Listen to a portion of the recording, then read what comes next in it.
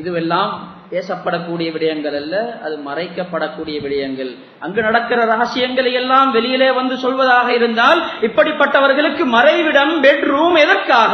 இவர்கள் மிருகங்களைப் போல பகிரங்கமான இடங்களில், பாதைகளிலேயே அவர்களுடைய ஆசைகளை தீர்த்து முடித்திருக்கலாம். இவர்களுக்கு மறைவிடம் எதற்காக? கண்ணியமானவர்களே, இதுவெல்லாம் எழுதப்படக்கூடியவைகள் அல்ல, பேசப்படக்கூடியவைகள் அல்ல.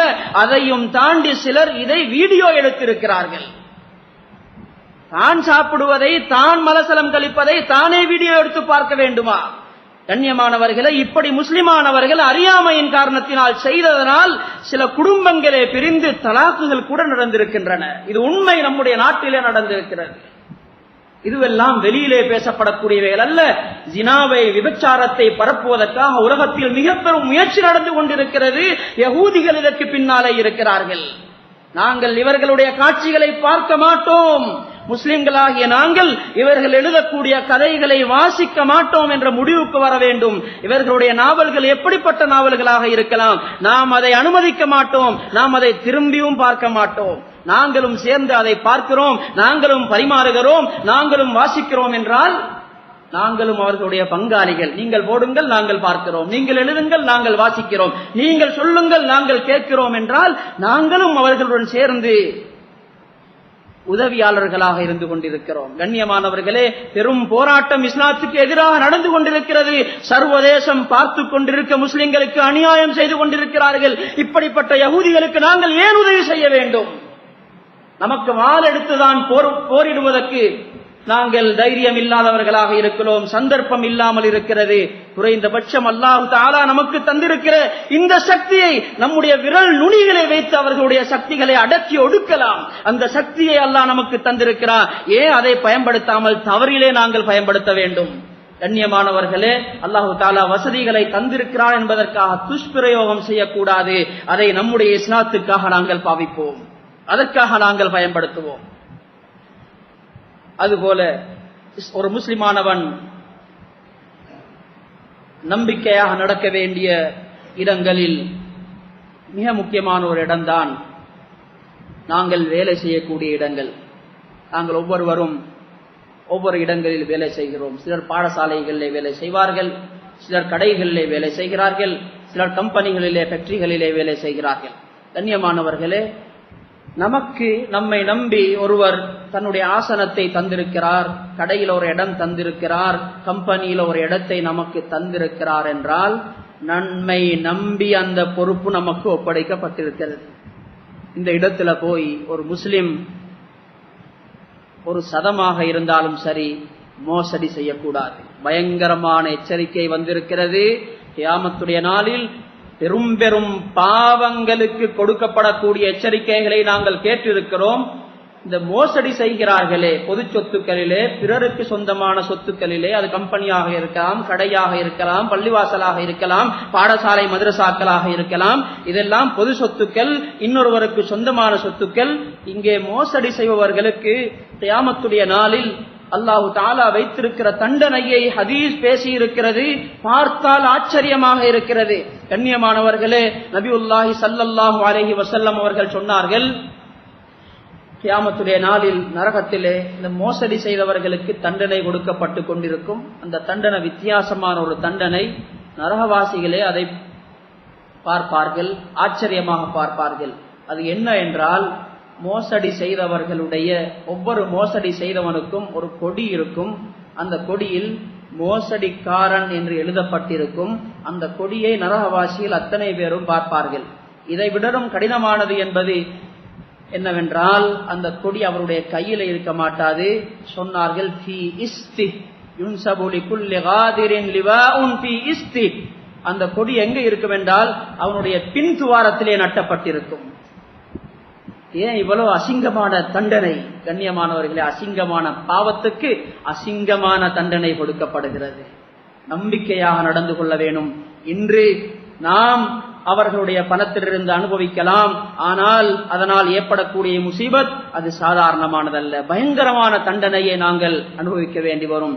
அல்லாஹு தஆலா நம்மீது சிலருக்கு நம்பிக்கையை போட்டு அவர்களுடைய கடைகளிலே நமக்கு இடம் தந்திருக்கிறார்கள், அவர்கள் தங்களுடைய காரியங்களுக்கு நம்மை பொறுப்பாக ஆக்கி இருக்கிறார்கள் என்றால் அங்கே நாம் மோசடி செய்யக்கூடாது, மிக பேணுதலாக நடக்க வேண்டும். எப்படி பேணுதலாக நடக்க வேண்டும் என்பதற்கு ஒரு அருமையான உதாரணம் இருக்கிறது, அடிக்கடி சொல்வதற்கும் ஆசையாக இருக்கிறது. சமீப காலங்களிலே வாழ்ந்த ஒருவர் முஃப்தி ஷஃபி உஸ்மானி என்பவர்கள், பாகிஸ்தானை சேர்ந்தவர்கள். அவர்களுடைய வாழ்நாளில் ஒரு ஜாமியாவுடைய, ஒரு காலேஜுடைய, ஒரு மதரசாவுடைய அதிபராக இருந்தார்கள். எப்படிப்பட்ட ஒரு பேணுதல் உள்ள மனிதராக இருந்திருக்கிறார்கள் என்பதை பாருங்கள். அவர்களிடத்தில் ஒரு வழக்கம் இருந்தது, அதிபராக இருந்த அந்த காலத்தில் அவர்களிடத்தில் ஒரு வழக்கம் இருந்தது. எப்பவும் தன்னுடன் 2 பேனாக்களை வைத்திருப்பார்கள். ஒரு பேனாவில மார்க் பண்ணி வைத்திருப்பார்கள், இது மதரசாவுடைய பேனா, இது மதரசாவுக்குரிய பேனா, மதரசா பணத்தால் வாங்கப்பட்டது, அதை எழுதி வைத்திருப்பார்கள். மற்ற பேனா தன்னுடைய சொந்த பேனா. மதரசாவுடைய எந்த விவகாரமாக இருந்தாலும் சரி, அதை மதரசாவுடைய பேனாவால் தான் எழுதுவார்கள். அது ஒரு கையெழுத்து சிக்னேச்சர் போடுறதாக இருந்தாலும் சரி. மதரசாவுடைய வேலைகள் செய்து கொண்டிருக்கும் பொழுது தன்னுடைய வேலை என்று வந்துவிட்டால் அது ஒரு கையெழுத்து போடுறதாக இருந்தாலும் மதரசாவுடைய பேனாவை ஒரு பக்கம் வைத்துவிட்டு தன்னுடைய பேனாவை எடுத்துதான் அந்த எழுத்தை எழுதுவார்கள், அந்த கையெழுத்தை போடுவார்கள். சில நண்பர்கள் கேட்கிறார்கள், அவர்களுக்கு நெருக்கமாக இருந்த சில நண்பர்கள் கேட்டார்கள், உங்களிடத்தில் நாம் ஒரு சந்தேகத்தை கேட்க இருக்கிறோம். அது என்ன சந்தேகம் என்றால், நீங்கள் மதரசாவுடைய பேனாவை உங்களுடைய சொந்த தேவைகளை எழுதுவதற்காக வேண்டி பாவிக்கிறது இல்லை. இது உண்மையிலேயே பேணுதலான வரவேற்கத்தக்க விஷயமாக இருக்கிறது. ஆனாலும் எங்களுக்கு இந்த இடத்துல சந்தேகம் என்னவென்றால், நீங்கள் உங்களுடைய பேனாவினால் சில வேலை உங்களுடைய வேலைகளை எழுதி கொண்டிருக்கிறீர்கள். மதரசாவுடைய ஒரு சிறிய வேலை வருகிறது, ஒரு கையெழுத்து போட வேண்டி வருகிறது. இந்த நேரத்தில் உங்களுடைய பேனாவை நீங்கள் வைத்துவிட்டு மதரசாவுடைய பேனாவை தேடி எடுத்து அதனால் அந்த கையொப்பத்தை போடுகிறீர்கள், எழுதுகிறீர்கள். அது எதற்காக? அந்த சிறிய வேலையை உங்களுடைய பேனாவினாலேயே முடிச்சிடலாமே. இதுதான் எங்களுக்கு ஏற்பட்ட சந்தேகம் என்று கேட்கிறார்கள். அவர்கள் சொன்ன பதிலை பாருங்கள், எப்படி யோசித்திருக்கிறார்கள், எப்படி பேணுதலாக இருந்திருக்கிறார்கள். அவர்கள் சொன்னார்கள், என்னுடைய பேனாவினால் ஒரு கையெழுத்தல்ல, மதரசாவுடைய அத்தனை வேலைகளை செய்வதாக இருந்தாலும் எனக்கு சிறிய விஷயம், எனக்கு தாராளமாக செய்யலாம். ஆனால் நான் என்ன பயப்படுகிறேன் தெரியுமா? காலம் போக போக என்ன நிலைமை வருகிறது என்று தெரியாது. ஒரு காலத்தில் மதரசாவுடைய பேனாவை என்னுடைய சொந்த தேவைக்கு எடுக்க வேண்டிய தேவை ஏற்பட்டால் ஷைத்தான் என்னுடைய மனசில போடுவான், மதரசாவுடைய ஒரு பேனாவை எடுத்தால் உங்களுக்கு என்ன ஆக போகிறது, என்ன குற்றம் வரப்போகிறது, உங்களுடைய எத்தனையோ பேனாக்களையும் நீங்கள் மதரசாவுக்கு பாவித்திருக்கிறீர்கள் தானே என்ற எண்ணத்தை ஷைத்தான் போடுவான். 10 ரூபாய் தேவைப்படும் பொழுது, மதரசாவுடைய பொது சொத்திலிருந்து 10 ரூபாய் எடுக்க வேண்டிய தேவை ஏற்படும் பொழுது ஷைத்தான் எனக்கு என்னுடைய மனதிலே போடுவான், 10 ரூபாய் எடுத்தா என்ன குறைய போகிறது, எத்தனை ரூபாய்கள் நீங்கள் மதரசாவுக்கு செலவழித்திருக்கிறீர்கள். 10 ரூபாய் காலம் போக போக போக 100ஆக மாறும், 100 1000ஆகும், 1000 லட்சமாகும். கடைசியாக மனிதன் ஷைத்தான் மனசுல போடுவான், மதரசா என்றா நீங்க தான், நீங்க என்றா மதரசா தான். காலம் பூராவும் மதரசாவுக்காகவே உழைத்திருக்கிறீர்கள், இவ்வளவு கஷ்டப்பட்டிருக்கிறீர்கள். இந்த மதரசா இவ்வளவு முன்னேறி இருக்கிறது என்றால் அதற்கு பின்னால இருக்கிறது நீங்கள் தான். ஆகவே எடுத்தா என்ன ஆக போகிறது? கடைசியாக வாழ்க்கை பூராவும் ஹராத்தை அனுபவிக்க வேண்டி வரும். கண்ணியமானவர்களே, நாமும் பிறருடைய சொத்துக்களுடன் சம்பந்தப்பட்டிருக்கிறோம். குறைந்தபட்சம் ஒரு கடையிலே நாங்கள் இருக்கிறோம், அல்லது பள்ளிவாசல்ல இருக்கிறோம், மதரசாக்கள்ல இருக்கிறோம், பாடசாலைகள்ல இருக்கிறோம். இந்த பேணுதல் நம்மிடத்தில் இருக்கிறதா? சொந்த காரியம் என்று வந்துவிட்டால் எவ்வளவு சிக்கனமாக செய்கிறோம், சிக்கனமாக செலவழிக்கிறோம், சிக்கனமாக பயணம் செய்கிறோம். பொது காரியம், கம்பெனி வேலை என்று வந்துவிட்டால் சிறிய ஒரு பயணமாக இருந்தாலும் நேராக போய் ஏறுறது ஆட்டாவில தான். சொந்த காரியத்துக்காக போகும் பொழுது சாப்பாட்டை எல்லாம் சிக்கனமாக செலவழிக்கிறோம். ஒரு பார்சலை எடுத்து 2 பேர் சாப்பிட்டுக் கொள்ள முடியுமா என்று யோசிக்கிறோம். ஆனால் பொது காரியத்துக்காக போய்விட்டால் ஒருவருக்கு கோழி பிரியாணி தேவைப்படுகிறது, இன்னொருவருக்கு குருமா தேவைப்படுகிறது, இன்னொருவர் என்னென்னவெல்லாம் கேட்கிறார்கள். கண்ணியமானவர்களே, இதுதான் நாம் நம்பிக்கையாக நடக்கக்கூடிய தன்மையை மக்களுக்கு காட்டுகிறோமா? இதுதான் நம்முடைய நம்பிக்கையா? பொது காரியங்கள், சொந்த காரியங்கள் என்று வந்துவிட்டால் சிக்கனமாக செலவழிக்கிறோம். ஆனால் பொது காரியம் என்று வந்துவிட்டால் பல லட்சக்கணக்கில் வீணடிக்கப்பட்டாலும் அது நமக்கு பெரிதாக தெரிவதில்லை. கண்ணியமானவர்களே, நாங்கள் மோசடி செய்கிறோம். தீனுடைய துனியாவுடைய எந்த காரியத்துக்கும் யாரிடத்தில் அமானிதத்தன்மை நம்பிக்கை என்பது இருக்க மாட்டாதோ அவர்கள் பொருத்தமாக மாட்டார்கள். இது இஸ்லாம் சொல்லக்கூடியது, நான் சொல்லக்கூடியதல்ல. கண்ணியமானவர்களே, நம்பிக்கையாக நடப்பது என்பது இது நம்முடைய அடையாளம்.